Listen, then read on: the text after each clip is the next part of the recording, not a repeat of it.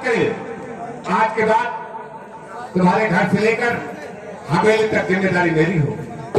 आज के बाद खुशबू को 5,000 तनख्वाह दूंगा, खाना कमरा मुक्त होगा।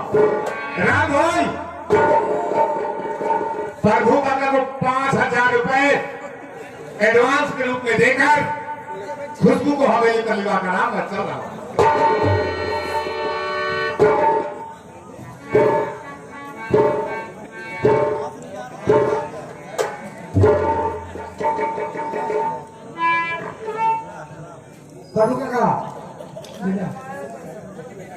भानु काका चिंता करने कोई बात नहीं है। बच्ची 2 पैसे कमाए, सुबह तो हो गया, हमारा तो हाथ स्थिर बन जाए। ये 5,000 रुपया जो हो ठीक है, सुन लिया।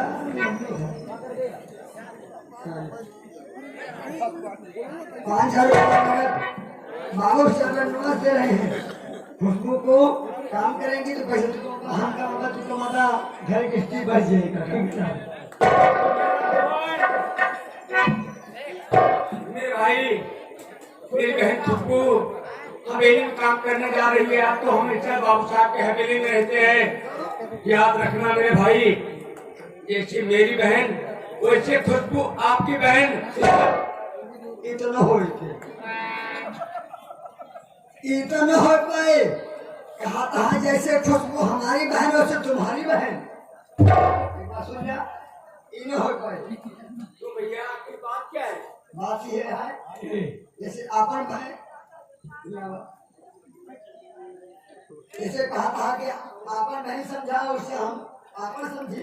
हाँ भैया। जैसे दूसरे बहन वैसे अपन बहन, जैसे अपन बहन वैसे दूसरे बहन।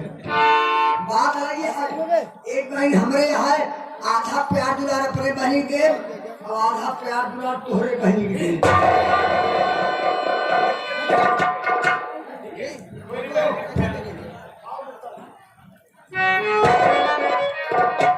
पिताजी, बेटी, मैं काम करने जा रही हूँ।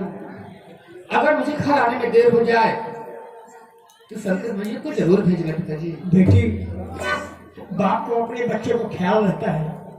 सूर्यास्त होने के पहले मैं शंकर को भेज दूंगी तो मिलने वाले के लिए। ठीक है पिताजी। लेकिन एक बात तो ध्यान देना बहन। कौन सी बात पिताजी? माता तुम्हारी बचपन में तुम्हें छोड़ कर चली गई। हाँ पिताजी। माँ का प्यार नहीं पाया, माँ का प्यार दुलार मैंने दिया। समझ लो, माँ की जगह माँ छठनाई साहिबा है। उनकी सेवा करना, उनकी सेवा में कोई कमी नहीं करना, माता पिता की सेवा करना बच्चों के लिए जीवन का स्वर्ग है बेटी। पिताजी, बात सही कि हाँ, माए पिता की सेवा करी है, भगवान साहब सेवा करी है, दोनों कमी न हो पाए। जैसे एक कमाइया से तू कमावे, भैया कमाइया हम कमावे, यार किसी बन जाएगा। ठीक है।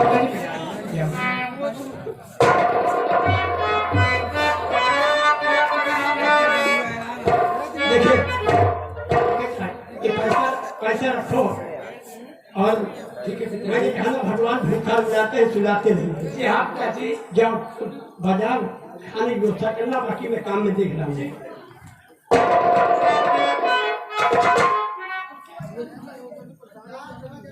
राम भवन, चलो देखिए बाबा साहब, क्षमा चाहिए कि 2 मिनट के लिए लोग गीत पर ध्यान दीजिएगा। बाबा साहब की फरमाइश हुई कि ये लोग गीत सुना देना, तो 2 मिनट के टाइम। लोग बात कहना था कि बाबा साहब की गीत एक बार होने चाहिए। तो हमारे प्रधान जी, परमदरीय हमारे प्रधान जी, राम के प्रधान जी, आप लोग की सेवा में बाबा साहब की गीत आप लोग उठा दिए तो करना चाहते हैं। क्या करना? मैंने पहले बताया कि कलाकारों का गढ़ है, यहाँ पे बड़े महान कलाकार हैं। मैं तो हम लोग छोटे आदमी है, लेकिन 2 मिनट का टाइम मिलेगा बाबा साहब के गीत के लिए, ध्यान दीजिएगा। देखिए, राम भवन मुट्ठी भर अंग्रेज अपने देश को गुलामी में रखा था। सही कहा काका, ये हमारा देश गुलाम था और अंग्रेजों की हुकूमत थी। हाँ का, और उनका एक कहना था कि हिंदुस्तान को सदा हम गुलाम बना के रखूंगा। कौन ऐसा हिंदुस्तान में है जो ये देश को चलाएगा सही है और संविधान बनाएगा। हाँ काका तो अपने ही भारत माँ की गोद में ऐसे ऐसे सपूत पैदा हुए हाँ जिसने अपने जान की कुर्बानी कर दी है अपने देश के लिए। जैसे पंडित जवाहरलाल नेहरू जी हुए, नेहरू हुए, सुभाष चंद्र बोस हुए, सुभाष चंद्र बोस हुए, चंद्रशेखर आजाद हुए, आजाद हुए, सरदार भगत सिंह हुए, काका जैसे झांसी वाली रानी हुई, झांसी नहीं झांसी वाली रानी, वैसे बाबा भीमराव अम्बेडकर जी हुए। बाबा साहब बहुत छोटे से थे हाँ सर और उन्होंने देखा कि हमारे देश में क्या गुजर रहा है कि एक गुलामी की जंजीर में जकड़ा हुआ है। तो अपने पिता रामजी राव से क्या कह रहे हैं, बाबा साहब बहुत छोटे से थे कि एक बर्दाश्त नहीं हुआ उनसे। उन्होंने कहा पढ़ाई ऐसी चीज है जो कोई ले नहीं सकता है। किस तरीके से शिक्षा पाने के बाद बाबा ने संविधान बनाया, ध्यान देंगे।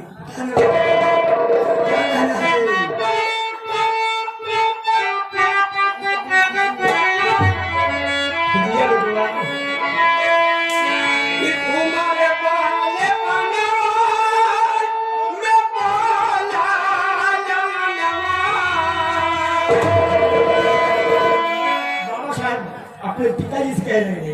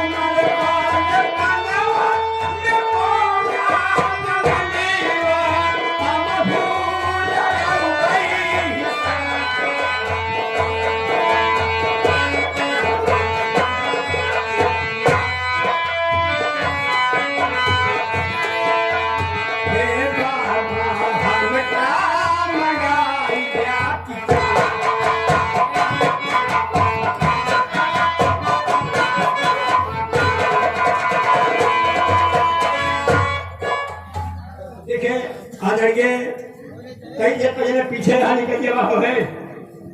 समर बहादुर शर्मा बाबू जी ये तो नहीं छोड़ के नहीं जाऊंगी। महल तो तुझे छोड़कर जाना ही पड़ेगा। अगर तू अपने पास नहीं जाएगी तो मैं तुझे भगवान के पास भेज दूंगा। लेकिन आप ऐसा कर नहीं सकते। ऐसा कर नहीं सकता क्योंकि मैं तुम्हारी पत्नी हूँ। तू मानती रहे कि मैं तुम्हारी पत्नी हूँ, लेकिन मैं तुझे अपना कुछ नहीं मानता। अगर तो यही बात है कि मैं कुछ नहीं करूंगा तो मरने के लिए तैयार हो जाता।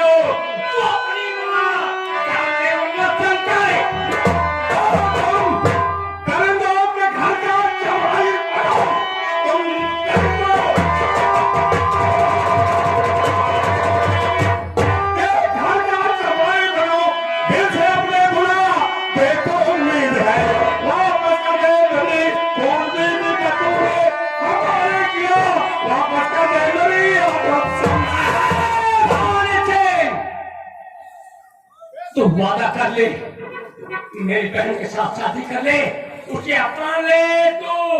सरकार, ऊंची आवाज में बात करने की कोशिश मत करना। तुझे मालूम है इस वक्त तू कहां पर खड़ा है? हाँ भवानी सिंह, मुझे मालूम है कि जमींदार भवानी सिंह के हवेली पर मैं खड़ा हूँ। सरकार, रात 12 बज रहे हैं। मैं चाहूं तो तुझे इतने क्लेम ठुकवा कर कम से कम 20 साल की सजा करवा सकता हूं। लेकिन सबके पहले तुम जिंदा रहोगे तब तो क्लेम मेरा नाम कराओगे। मेरी शमशीर वापस कर। और मेरी बहन के साथ तू विवाह करेगा या नहीं, अपनाएगा या नहीं? अरे जूती ताज नहीं बनती है, पांव की जूती पैर में ही पहनी जाएगी। तेरा खंजर तेरे सीने के पार कर जाएगा, या तो मेरी बहन को अपना ले तू।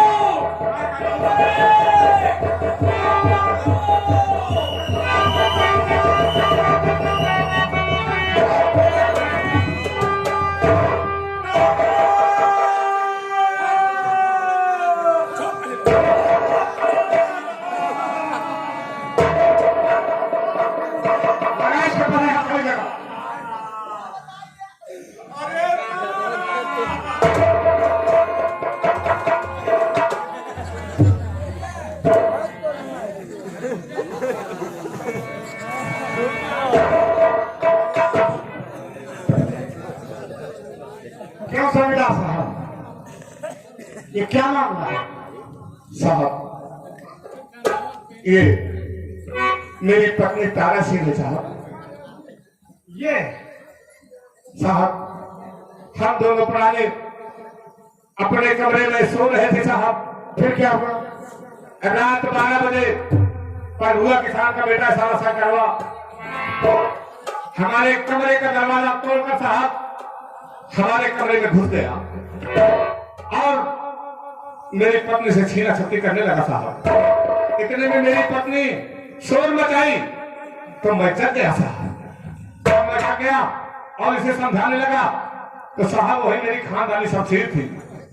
उसी शमशीर को उठाकर मेरी पत्नी को मेरे कहना नहीं माना साहब, बड़ी बेरहमी से इसे खंजर से मार दिया साहब।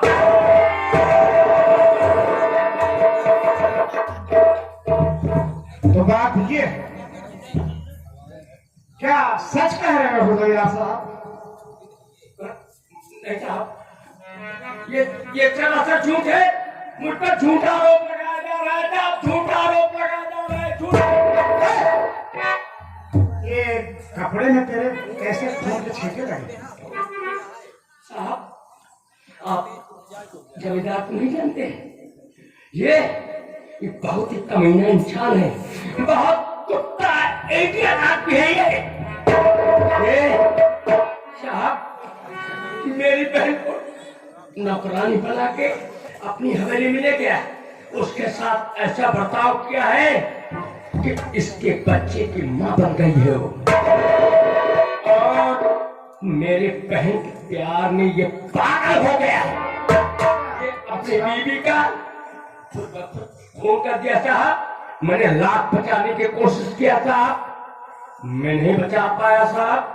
कोई साहब ये झूठ बोल रहा साहब। मैं अपनी पत्नी का खून कर सकता हूँ साहब। कोई भी अपनी पत्नी का खून कर सकता था। ये बता, तुम 12 बजे रात यहाँ क्यों आए? अगर तुम्हारे बहन की इज्जत का मसला था तो हम लोग क्यों थाने तैनात हैं? सरकार से तनख्वाह क्यों लेते हैं? हम लोग गरीब इंसान है, जमींदार है, इनके अपनी बहन की खोई हुई इज्जत की भीख मांगने आया साहब।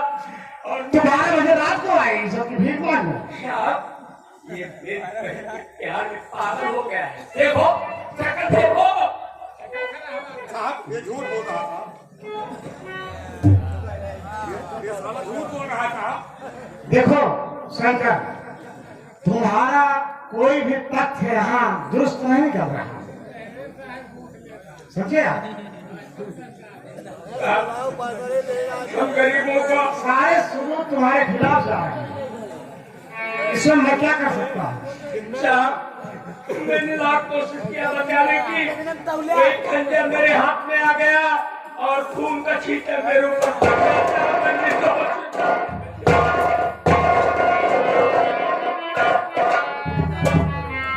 देखो शंकर, अब तुम्हें कोई नहीं बचा सकता।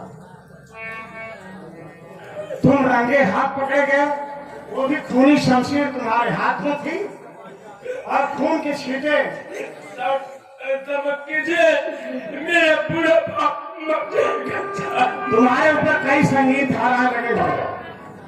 पहली बात तो ये लाश यानी 302, और दूसरी बात कि तुम रात में 12 बजे यहाँ आए, डकैती डालने आए। एक केस तुम्हारा वो बना, तीसरा केस बन रहा कहीं तुम बलात्कार करने तो नहीं आए।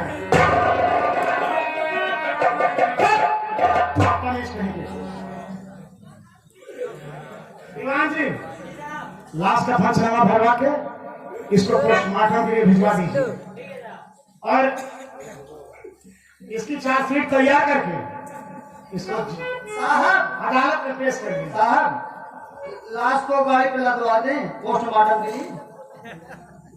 वो तुम्हारा काम है। ठीक है साहब, लदवाई दे। और इनको साहब इसको वहाँ पर अदालत में पेश देखो, करना है। कोर्ट तक पहुंचाना मेरा काम है। ठीक है साहब, ठीक है। बाकी जो वहां से फैसला होगा, न्यायपालिका सर्वोपरि है।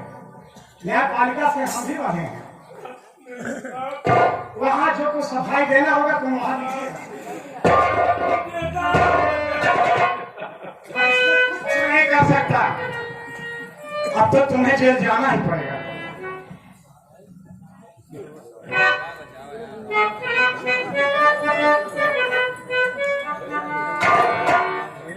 ले चलो इसको। शंकर, देखा तूने, ये तो मेरी शतरंज की पहली एक छोटी सी चाल है। एक छोटी सी चाल तेरी जिंदगी को नर्क बना देगी। ठीक है जमींदार भवानी सिंह, मैं तो चाह रहा हूं जेल, लेकिन तुमने मेरी बहन की इज्जत लूटा है। चिल्ला नहीं हो, बता रहा हूँ, दिमाग में नोट करके रख लो। चिल्लाने की कोशिश मत करना, साले मैं जूते से मारूंगा। अगर मैं जेल से वापस आ गया तो ये दिन मैं तेरा सब कुछ लूट लूंगा।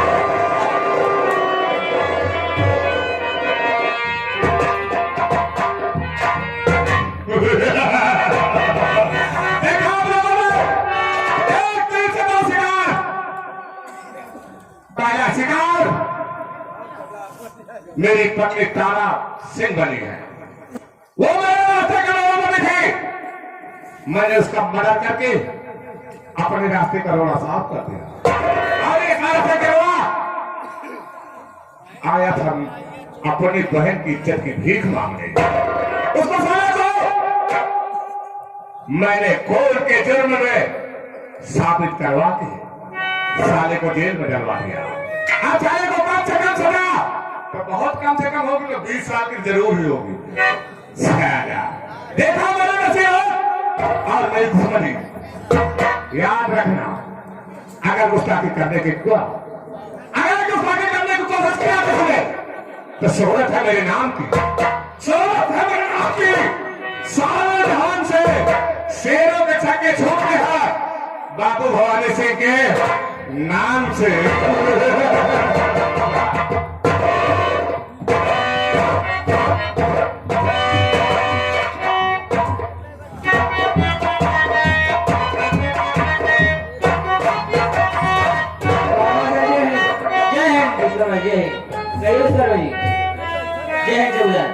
कहिए विश्वकर्मा जी, आगे क्या समाचार है? आगे समाचार ठीक है वर्मा जी।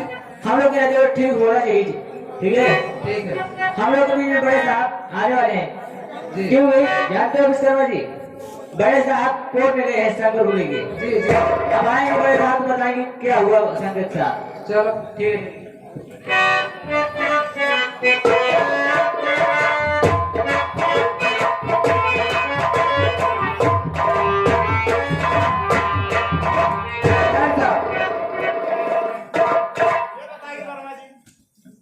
साहब। शंकर मुस्लिम में क्या? साहब उसको 4 से लगा के चलान कर दिया साहब। जी साहब, जब कोर्ट में पेश किए तो उसके ऊपर डबल धार लग गई साहब। 491 डकैती केस जमींदार के यहाँ साहब, और 302 जमींदार की बीवी का मर्डर साहब। इस वजह से उसको 20 साल की सजा हुई साहब। 20 साल की सजा हो गई। जी साहब। चलो अच्छी बात है, वो न्यायपालिका का काम है, जो होना था सो हो गया। जी सर। अब मैं चल रहा हूँ आराम करने। ठीक है, चलिए साहब। चौकीदार आप हम लोग चलते हैं अभी तरफ, ठीक है? ठीक है साहब, चलिए। और कोई भी सूचना मिलती है बड़े साहब से आता है। ठीक ठीक ठीक। चलिए विजय भाई। आपसे ही क्या भगवान, बड़े दुख की बात बतावा। शंकर भैया बाबू भवानी सिंह की इज्जत के भीख मांगेगा वो बेचारा।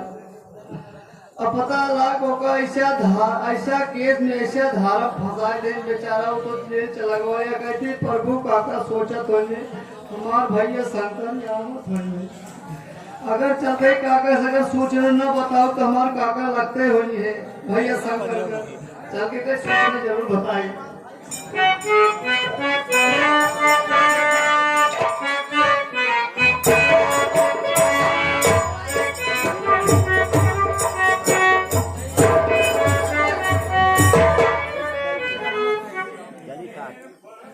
या भगवान, इतना टाइम हो गया लेकिन मेरा बेटा जमींदार के यहाँ से अभी वापस नहीं आया। क्या बात है, न मालूम कैसे मेरा दिल घबराहट है। सभी आप अपने बच्चे के प्यार में पागल हो जाते हैं कि उनके मुसीबत आ गई। थोड़ी देर इंतजार करें, नहीं मैं फूट जाऊंगा जमींदार के यहाँ पता लगाने के लिए। मेरा बेटा अभी तक आया नहीं। काका जय आज के तुम आज तुरंत नहीं खड़ा बहुत मुंह में आया क्या बात है? काका जय राम काका काका हमें समझ में नहीं पाती कि जब हंसी कब मुलाकात आपसे होती है तो बड़े प्यार से बड़े हंसी खुशी से बातचीत कर रहा है। आज क्या बात है, हम बात नहीं काटे गया। आप बताइए काका, ऐसा बात है कि काका मोहर वाली बात ना है काका। अगर हम कह दे काका बात सही से बता दे आपसे तो काका ये जान ले आपो जो है एकदम उदास हो जाए हैं काका। कहना तो आपसे बता भी ना चाहते काका। आखिर क्या बात है काका? भैया शंकर बेटे बाबू भवानी सिंह की इज्जत की भीख मांगे। मैंने भेजा अपने बेटे को। भैया शंकर भी भेजे रहे, लेकिन काका ठाकुर भवानी सिंह की पत्नी के कत्ल के जुर्म में और ठकुराइन के कत्ल के जुर्म, हाँ काका, और डकैती के जुर्म में भैया के 20 साल की सजा हो गई। ठकुराइन का कत्ल हो गया, उस कत्ल में मेरा बेटा फंस गया। काका किसी ने खून किया था, लोग कैसी ये बात हुई? काका अब कैसे हुआ कैसे नहीं काका, जो हमने अपनी आंखों से देखा, जो अपने कानों से सुना, आपको सही से बता रहा हूँ काका। मार भैया शंकर, मैंने तुझसे मना किया बेटा कि क्रोध में पागल होकर के गलत काम मत करना, चुपचाप वापस आना। उसके बाद हम बाप बेटे विचार बनाएंगे कैसे समाज में हम जिंदा रहे। लेकिन तुमने क्या कर डाला बेटा, बेगुनाह किया तूने किया। कैसे हुआ ठकुराइन का खून, और कैसे तुम गए जेल में? मालिक मैं अब क्या करूं, कहाँ जाऊं, किसके पास जाऊं?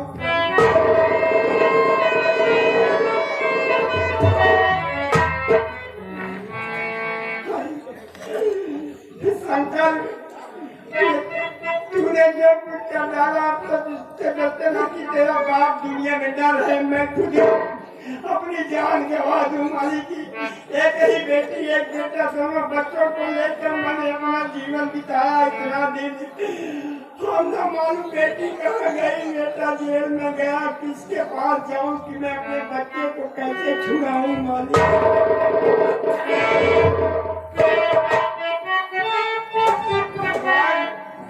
जब से पैदा हुआ मालिक में मुसीबत ही मुसीबत मेरे सर पे। इससे बेहतर है एक पैसे बिना मैं मोहताज हूँ, मैं अपने बच्चे को छुड़ा नहीं पाऊंगा। मैं तेरी जिंदगी प्रभु तुम लेने मेरी मौत हो जाए, मैं जिस पर क्या करूँ, क्या मेरे कर्म में ही लिखे हो भगवान।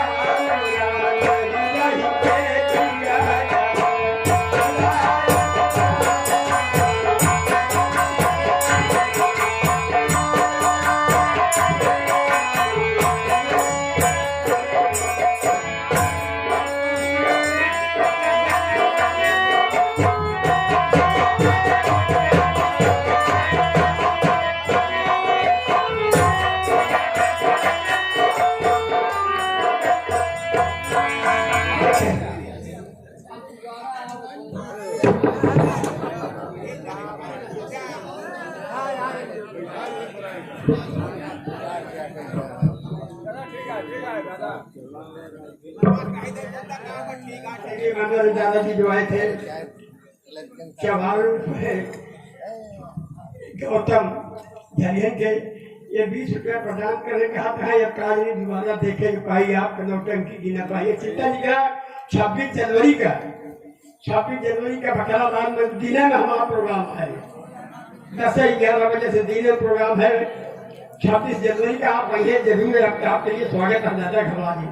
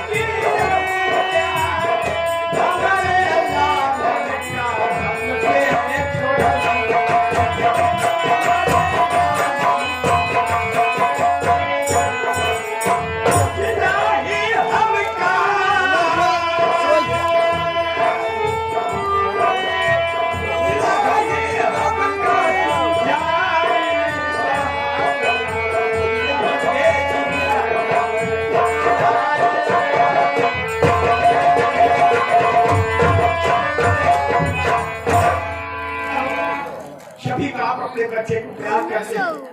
अगर ऐसी मुसीबत आते तो माँ बाप अपने बच्चे के लिए तड़प जाते हैं। मेरी आत्मा कैसे तड़प रही है, अब कोई सहारा नहीं है बच्चे को छुड़ाने के लिए। मैं भवानी सिंह के यहाँ उनसे हाथ जोड़ूंगा अपनी बेटी की जिंदगी के लिए। मान जाएंगे तो शादी करूंगा और उससे कहकर जुड़ा कर जाऊंगा। चाहे जैसे होगा जमींदार के साथ जा करके मैं अपने बेटे को छुड़वाऊंगा।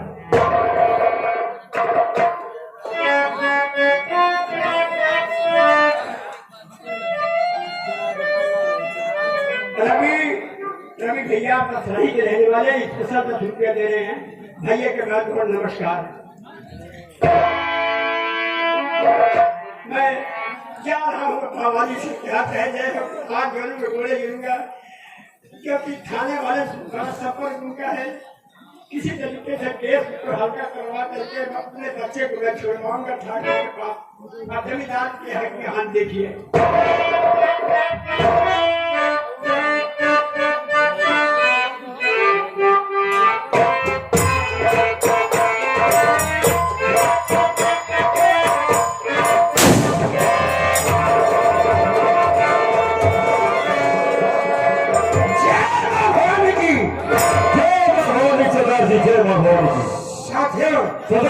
मेरी बात पहले सुनिए।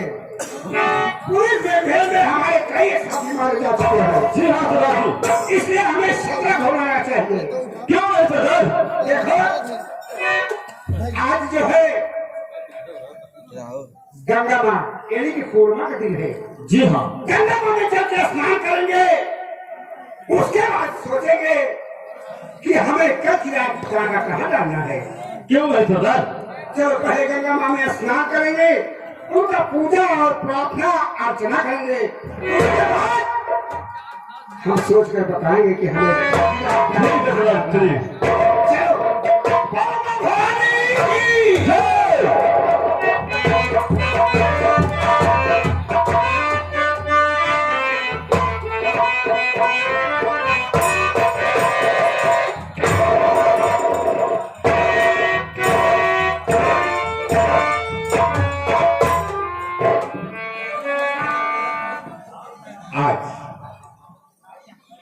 मैं थाने जमानपुर गया था, वहां पर पता लगाया तो पता लगा शंकरवा साले को 20 साल की सजा हो गई। अब वो साला मुझे धमकी देकर गया कि मैं तुम्हें देख लूंगा, लेकिन 20 साल की जेल काटते समय अगर 20 साल की जेल काट कराएगा तो साला खुद ही गुंठा हो जाएगा, मेरा क्या देखेगा। मेरे पास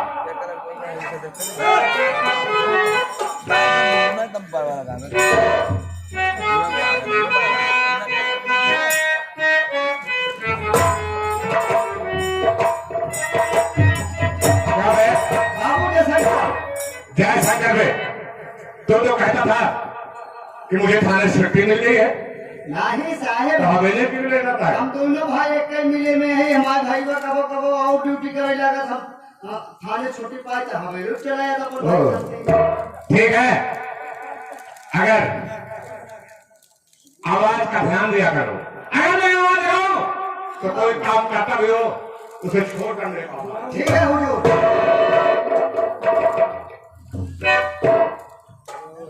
भैया के वहाँ हो क्या भैया? बाबू साहब है? हाँ बाबू साहब हैं हवेली में। भाई उसे इजाजत दीजिए कि कोई गरीब आदमी आपसे मिलना चाहता है क्या? आने के लिए इजाजत है? बाबू एक जने गरीब आए हैं, उनका आवाज दे। हाँ बात आए। क्या काम है?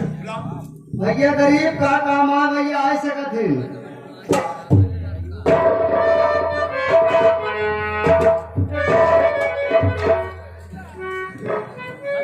बाबू साहब जयराम जी की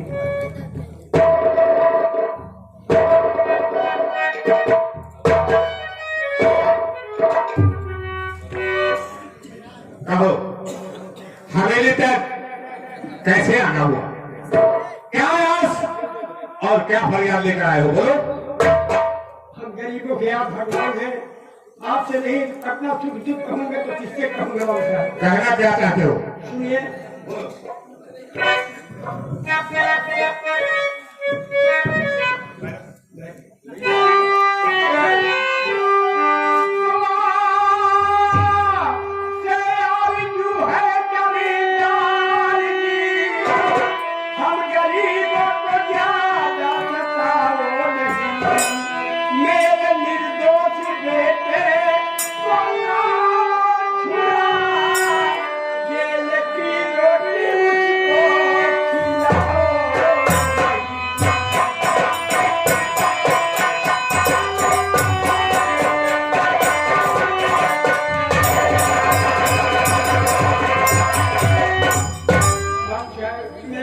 अगर जेल में बंद हो गया तो मेरे बच्चे को छुड़ा लाओ। ऐसे मालूम होता है जैसे इस बुढ़े को कुछ मालूम नहीं है। सुन लेना क्यों रे बुढ़े, तुझे क्या पता है नहीं? क्यों रे बुढ़े,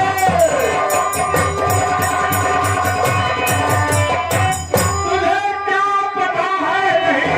क्यों का पुतला शंकर याद है, खून बीबी का उसने हमारा किया, इसलिए तुझ बचा है। तुमसे हम क्या कह रहे, चोर डाकू नहीं मेरी औलाद है। हाथ को जोड़ कर भीख मांगता, आप सुन लीजिए मेरी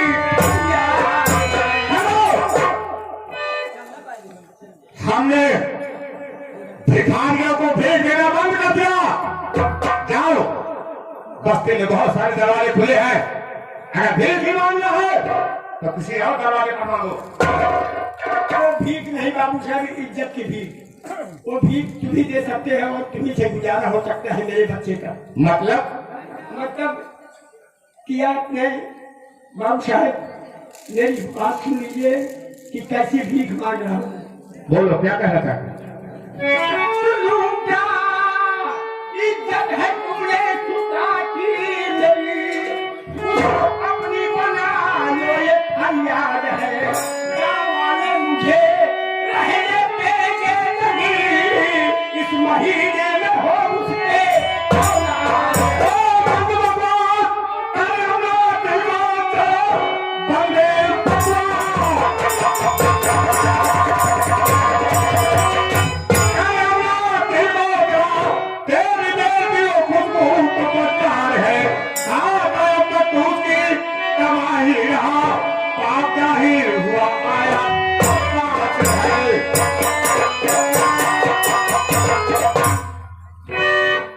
क्या कहा पाप जाहिर हुआ तो मैं इज्जत की भीख मांगने?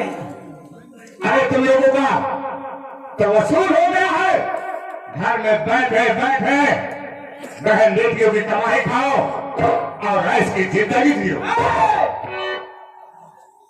बहन बेटियों की ये बेइज्जती कमाई खाओ, ऐसा आराम करो। और तुम्हें करना है क्या है? तुमने जिस तरीके से धोखा दिया, तुमने कहा जैसे तुम्हारी बेटी वैसे मेरी बेटी, और एक बाप बन करके बेटी की इज्जत पूछा। हमारे समाज में बहन बेटी है। सुन गए आवाज बंद कर ले, झूठे से मारूंगा। तोरा छकुदा बेटी के बाद से सारे जवान लगाया होता है। हमारी बेटी की इज्जत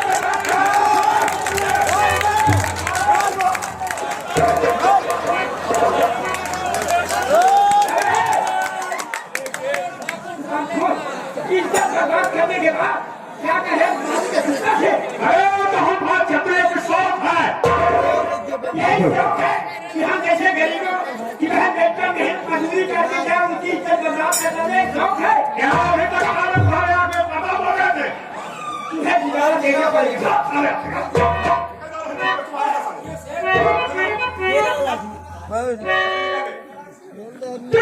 क्या इज्जत है तुमने छुपा की मेरी, हाय तूने किया मुझको बर्बाद है। ऐसा अपमान से सच्चा लगी वो बड़ी फोड़ डालूं।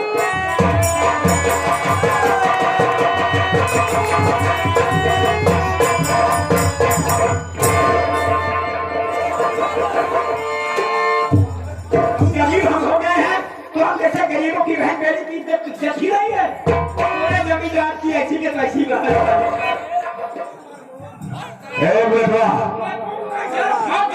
उठा रहे हंटर, इस बुढ़ापे हड्डी को गर्म करना पड़ेगा।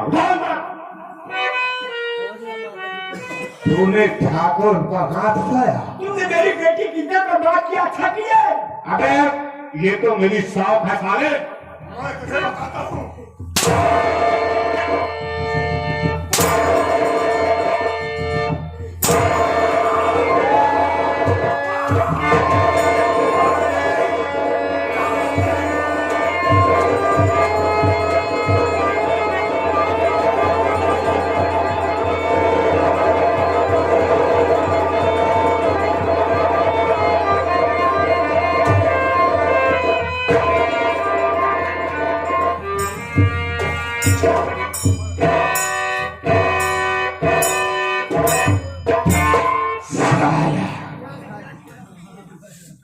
इतनी बड़ी औकात हो गई साले की, मुझ पर लटकाया।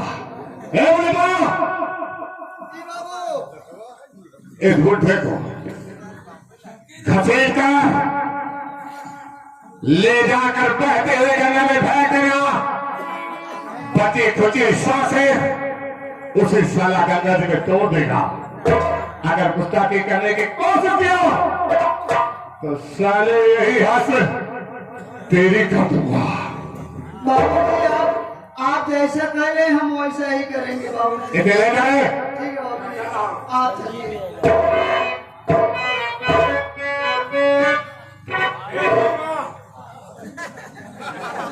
क्या बताए, बहुत बड़ी गलती हम की, बहुत बड़ी गलती की। हमका भगवान का माफ करा थे कि न्याय प्रभु काका कहा लाठी नहाकर पकड़ ले। अगर लाठी न पकड़े हो तो हम जानते प्रभु काका का भी लाठी और जमा देते, तब तक बैठ जाते। लेकिन क्या करी भैया, ड्यूटी करते भैया, मजबूर है, नौकरी हो तो भैया कहे गंगा जी में ले जाओ, फेंक दो, जानवर खा जाएंगे। लेकिन नहीं, ले जाते हुए गंगा जी किनारे कतो बढ़िया छांट देख के किनारे, वही गंगा जी किनारे लेटाई दे भाई। हाँ, गंगा माई कृपा हो, भगवान कृपा हो तो काका ठीक है, हो जाए के जाए बचिन जाए।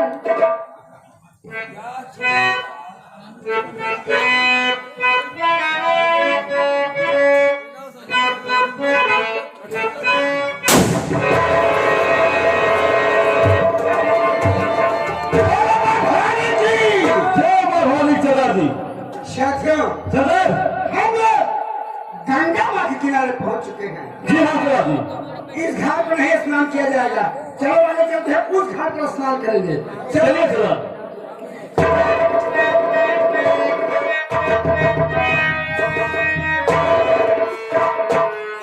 सरदार, क्या बात है? ये तो इंसान रास्ते में पड़ा हुआ है। क्या मुसाफिर रास्ते में पड़ा हुआ है? जी हाँ। देखो, इसकी साधे चल रही है।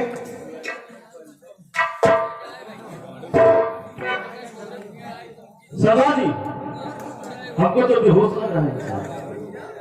साधे चल रही है? जी हाँ। देखो, इसके मुंह में पानी की छींटे मारे और से हो। ऐसा है वो सरदार।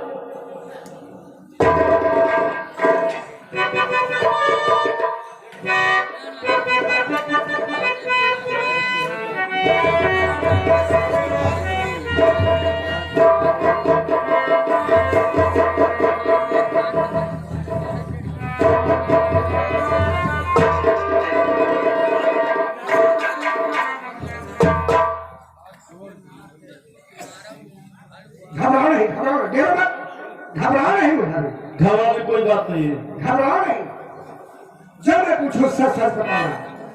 घबराओ नहीं, गिरो मत भाई, गिरो मत। पूछिए, आप जो कुछ पूछे मैं सब देता हूँ।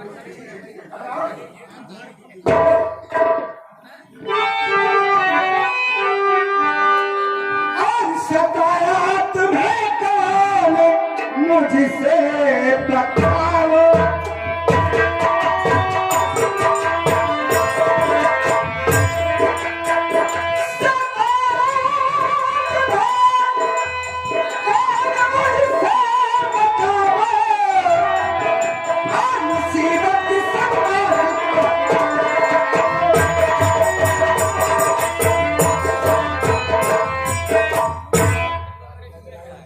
मुसाफिर, सच सच बताओ, गंगा माँ के किनारे पर कैसे पड़े हो? और सताया है कि हाँ, अगर ये जानना चाहते हो तो मैं झूठ नहीं बोलूंगा कि मैं कौन मुझे सताया और यहाँ कैसे मैं आया। हाँ, और मेरे गाँव का जो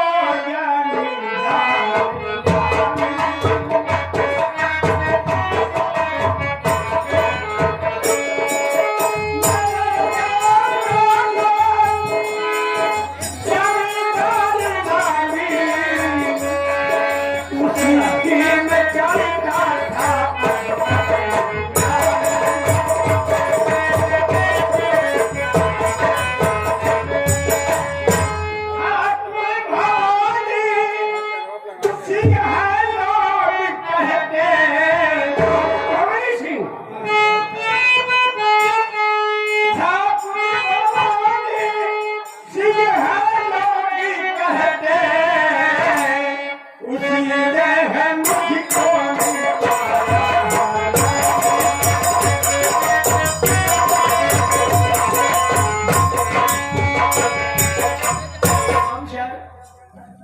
मेरी बेटी भारी तो किया जभवती हो।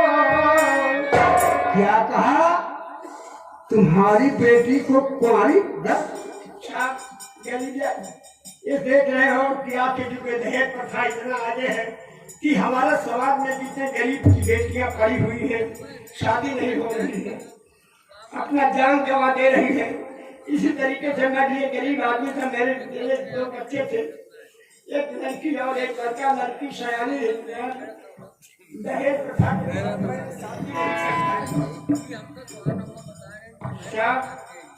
बेटी सयानी हो गई, शादी नहीं कर पाया। अब जमींदार की हकीकत सुनो, उन्होंने अपनी बेटी बना करके अपनी हवेली पर ठकुराइन की सेवा के लिए ले गया। जैसे तुम्हारी बेटी वैसी मेरी बेटी।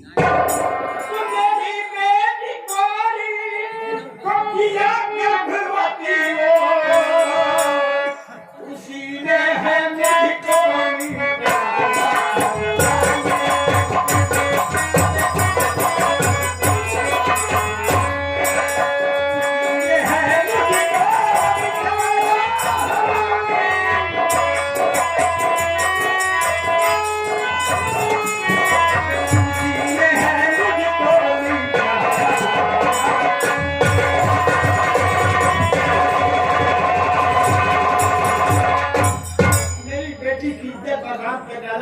अब उसका बच्चा उसके पेट में था, गुजारा मांगने गया था, माल करने खुआ दिया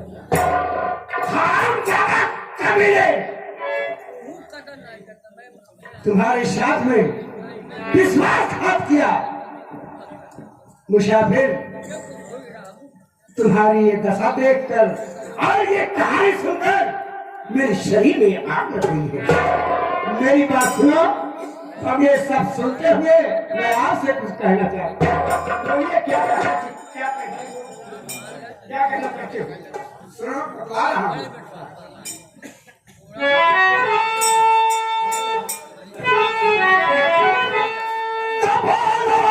तुम्हारा इरादा है क्या?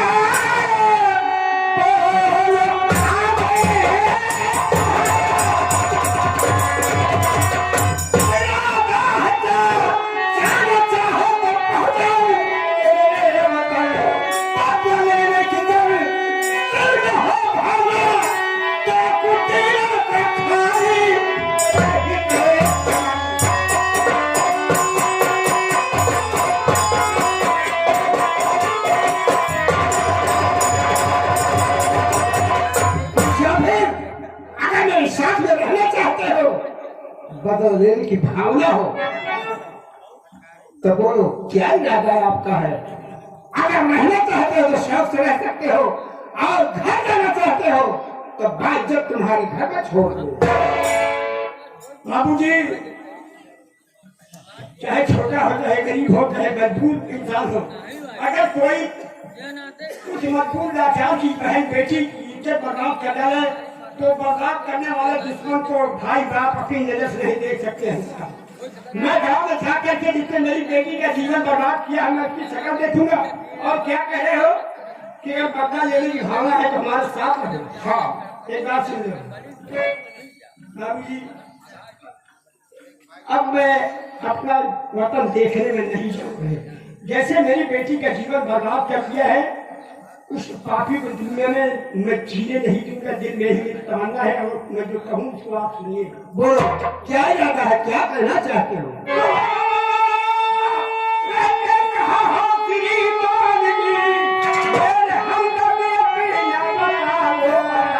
और चाहे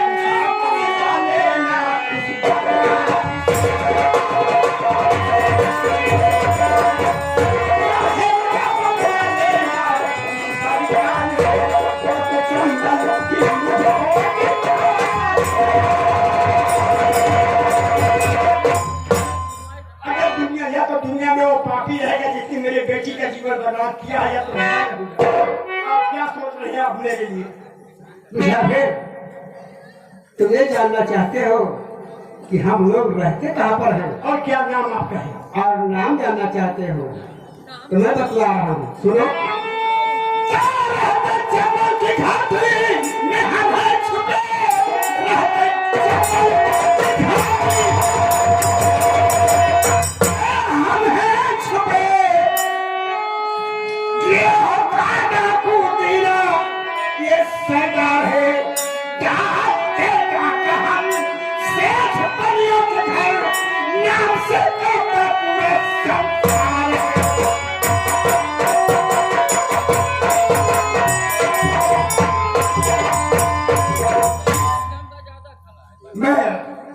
मुझे लोग दीना डाकू कहते हैं। तो आप ही दीना सिंह डाकू हैं?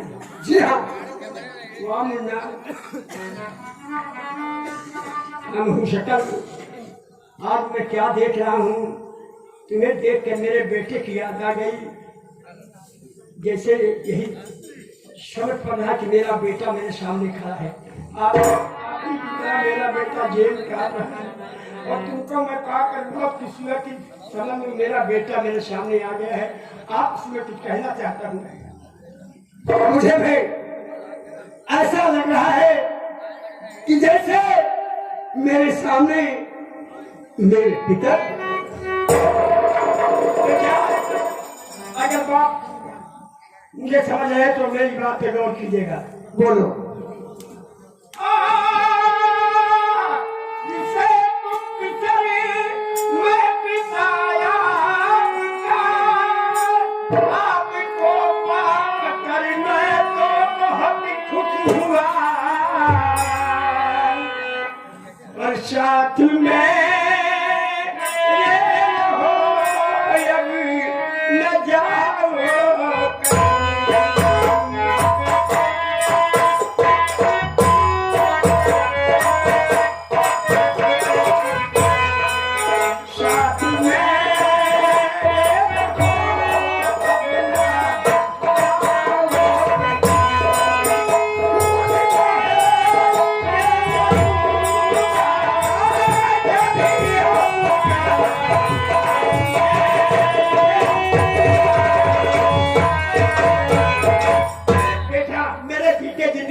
कोई याद नहीं आएगी कि मेरे साथ में रहोगे और उनके सहारा दोगे। तो मैं भी आपसे कुछ कहना चाहता हूँ। बोलिए।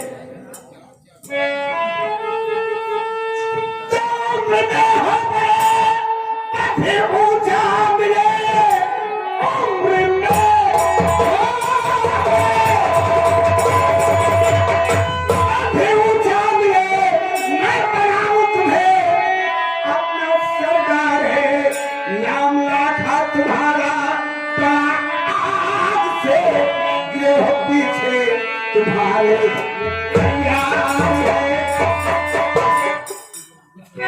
यानी आज से इस गिरोह का मैं सरदार हूँ और गिरोह मेरे साथ तैयार नहीं। हाँ, ऐसा है। पहले तुम बताओ तुम्हारा नाम क्या है? बेटा मेरा नाम है प्रभु किसान। प्रभु किसान। आपका मौत हो।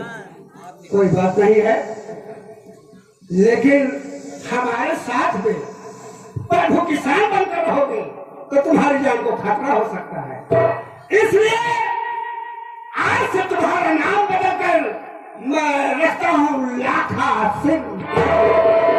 लाखा के नाम से प्रसिद्ध रहोगे और ये लौटाओ मां भवानी को और मिटा कर इसमें दर्द जमाने को। सरदार लाखा सिंह, सरदार लाखा सिंह, सरदार लाखा सिंह।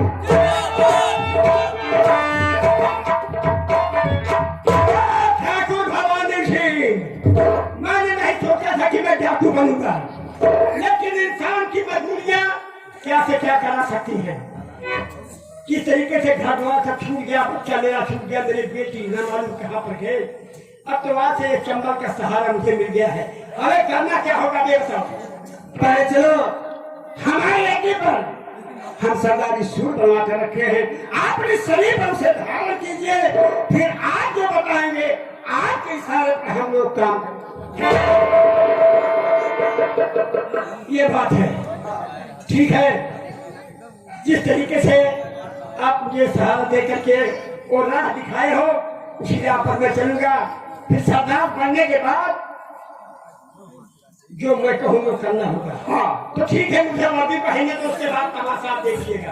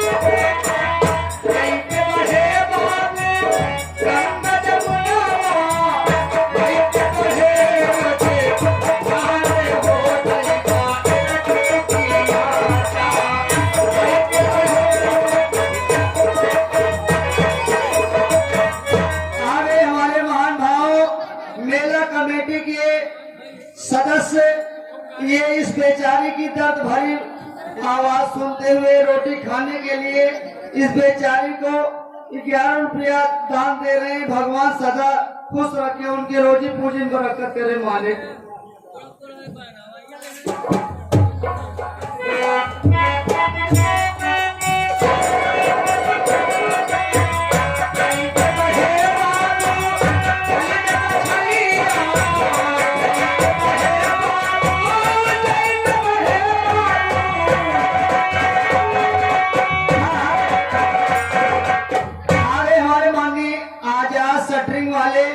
माननीय मुलायम सिंह तेजपुर ये महान भाव इस बेचारी की मुसीबत देखते हुए 10 रुपए दे रहे रोटी खाने के वास्ते। भगवान सदा खुश रखे भैया को।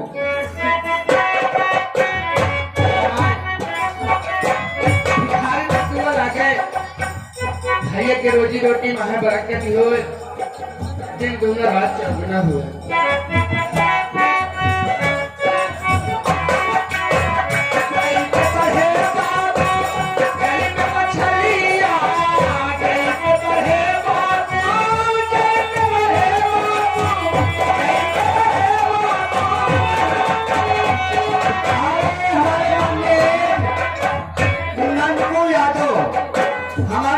ननकू यादव तेजपुर की पवन धरती से इस बेचारी की मुसीबत देखते हुए 10 रुपए रोटी खाने के लिए भगवान सदा खुश रखे।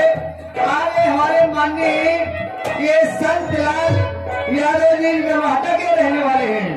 इस बेचारी की मुसीबत देखते हुए 10 रुपए रोटी खाने के लिए भगवान सदा खुश रखे बाबू जी को।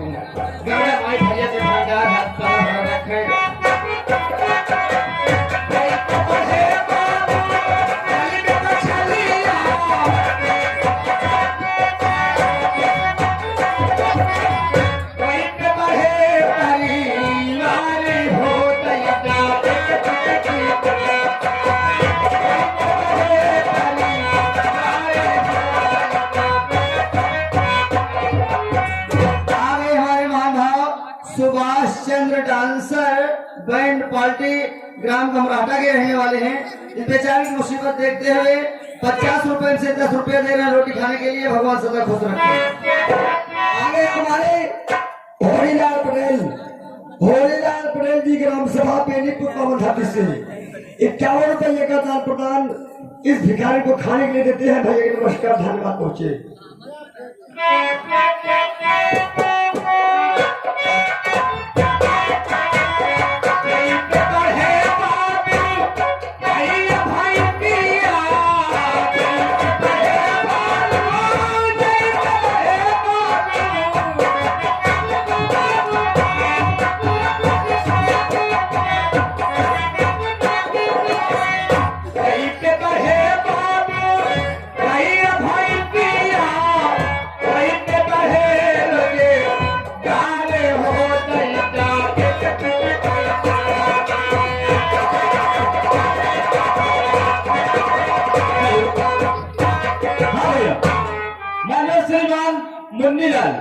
मुन्नीलाल भैया कपड़े गोदाम रहने वाले हैं। रोटी खाने के लिए 11 रुपये स्वागत है। धन्यवाद।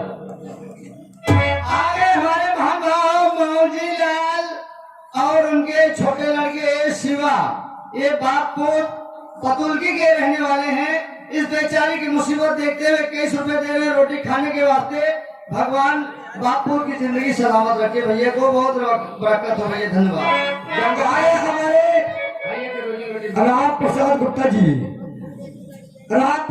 जी इस भिखारी को देखते हुए 51 रुपए का दान प्रदान खाने के लिए देते हैं। भैया के नमस्कार, धन्यवाद पहुंचे। देवपुर से भैया नमस्कार, धन्यवाद पहुंचे।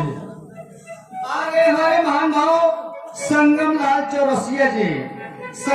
चौरसिया जी इस बेचारी की दर्द भरी मुसीबत देखते हुए 51 रुपया रोटी खाने के लिए दे रहे हैं। बेचारी को भगवान सदा खुश रखे। बाबू जी को धन्यवाद।